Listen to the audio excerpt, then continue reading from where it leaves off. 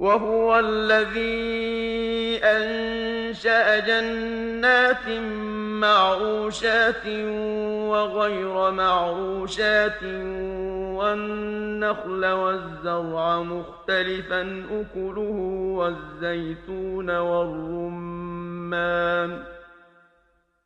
والزيتون والرمان متشابها وغير متشابه.